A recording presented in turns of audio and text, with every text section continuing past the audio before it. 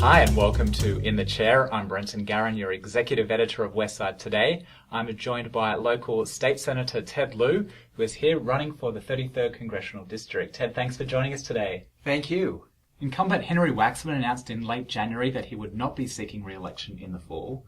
What would you do to follow his footsteps if elected? Well, many of the issues I've worked on in the state legislature are the same ones that he's worked on in Congress. Climate change is one of my highest priorities. I would like to take California's model of climate change, Assembly Bill 32, of which I was a co-author, which is the Global Warming Solutions Act, and replicate that nationwide, because this is an existential issue for us and our children and grandchildren.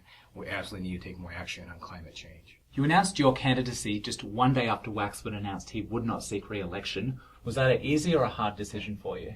It was a very difficult decision made very quickly. And I had a Senate re-election that I was running for. I know opponent. That would have been 4 years, and then I may have gone statewide. So I was giving all of that up to run for this seat. And if I don't win, I'll be out of the elected position at the end of this year. But to me, it's important to go to Congress because of, again, climate change. It's a national, international issue, and that's something we need to get the U.S. and also the U.S. to work with other countries to take more action on. There are going to be more than 20 people on the June 3rd primary ballot. Why should people vote for you? It is a heavily Democratic district. I am the official endorsed candidate of the Democratic Party. And that's because I have a large base of support in the district with Democrats up and down. I've represented the district. I represent 86% of the voters. When I was in the Assembly, I represented nearly half the voters. And I actually live in a district, and my children go to school in a district. Okay. Not all candidates can say that. So what part of the district do you live in? Can you share that? Sure. I live in Torrance. Before I was elected, I was stationed at Los Angeles Air Force Base on active duty, which is also in the district in El Segundo. I'm still in the Air Force Reserves. I'm a lieutenant colonel. You mentioned climate change, but what other issues on a federal level would you like to tackle? Well, I believe income inequality is a big deal. That's why I'm proud to have voted for and supported the minimum wage in California. I do think we need to increase people's wages and reduce the income stagnation we're seeing. I want to also make sure that civil rights are protected. I'm very proud to have authored the nation's first law to ban gay conversion therapy for minors, which was shown to have devastating effects on patients. I'd like to replicate that nationwide. How are you balancing your state Senate duties as well as campaigning at the same time?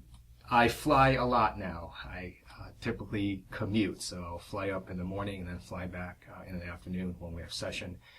But, it's a good balance. And then maybe if you can share a bit more about your upbringing. You are an immigrant and came to America. Were you 3 years old, I believe? Yeah, so maybe I'll just tell you why I'm in politics. Exactly. And my story is the story that many people have, many millions of Americans have. I am an immigrant, came here when I was a little kid with my family, and my parents were seeking the American dream and a better life. And I was thinking they could have picked, beautiful Santa Monica or Florida or Brentwood. They picked Cleveland, Ohio. That's where I grew up. We lived in the basement of a person's home. We were poor. We did not speak English, and it was cold. We would go to flea markets and sell gifts to make ends meet. I did that for several years, opened one store in a shopping center, saved some more money, opened one store in a shopping mall, and then my brother and I would help watch that store as little kids.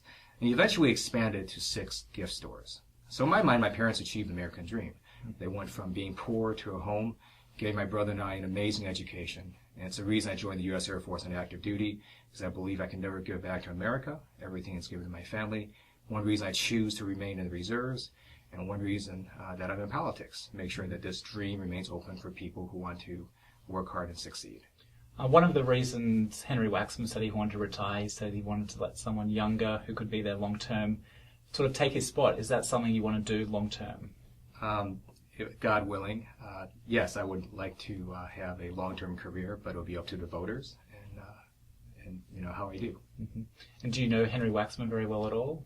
So I helped him on his last campaign, and because of such a large overlap, we've done events together. Mm-hmm. He's a living legend, and really no one can compare to Henry Waxman.